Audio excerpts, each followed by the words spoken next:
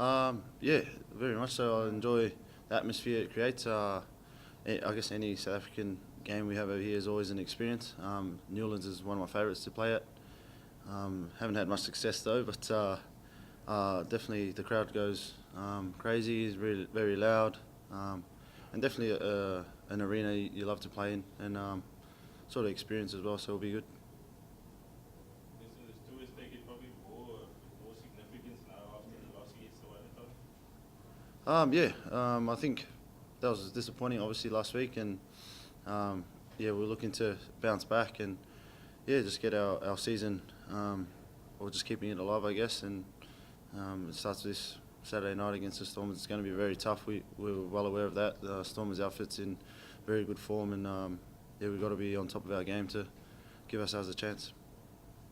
Christian, how much different is it playing against the Waratahs, Derby at home, and playing at Newlands against the Stormers? Yes, good question. It's pretty different. Obviously, the Australian derbies are always tough, and the Waratahs has been one of our rivalries for a while. But then I think on a similar scale, it's pretty massive for us. You know, to come to Newlands, the Stormers' home ground. It's yeah, very tough to win here, and with the Stormers team going as well as they are, it's going to be even more tough. So I guess both situations are different, but equally as important to play in. The fact that they lost last week as well makes it Yeah, we haven't really sort of looked too much into it. I think, well, I guess we've both come off losses and both are looking to bounce back, which probably makes for an even tougher contest. And we're looking forward to that. All we can do is prepare as well as we can and give ourselves the best chance. Christian, so sorry to like this. What is the situation with Matt? He hurt his ankle. I'd love to say he's on holidays, mate, at the moment, but he hurt his ankle quite seriously against the Blues, and he's a week or two away, I think. So it was touch and go to bring him away on tour and have him back, but we want to do the right thing by him and make sure he's 100% right before he can play. So I think there's word he might be right next week or the week after, but I know that he's doing everything he can to get fit, and yeah, we'd love to have him back when he is. So I was about to ask you, he used to play for a couple of months here. Yep. Here in Cape Town, Western Province. Yep. Has he taught you guys any of the plans, perhaps? Nah. Yeah, he always talks about the experience and how much he loved it here, and he made some really good friends here with Peter Grant and Francois Lowe. That he always talks about his experience here with them. But yeah, I don't think he's one to teach us any Afrikaans, I think.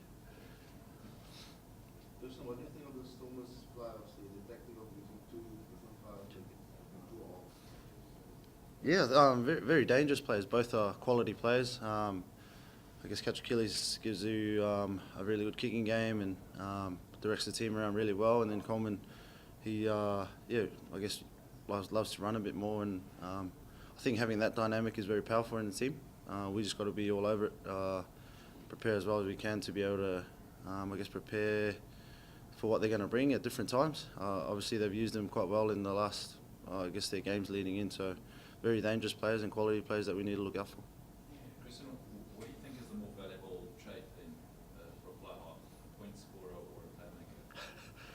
I mean, if you don't have the option of having a player who has, the whole package.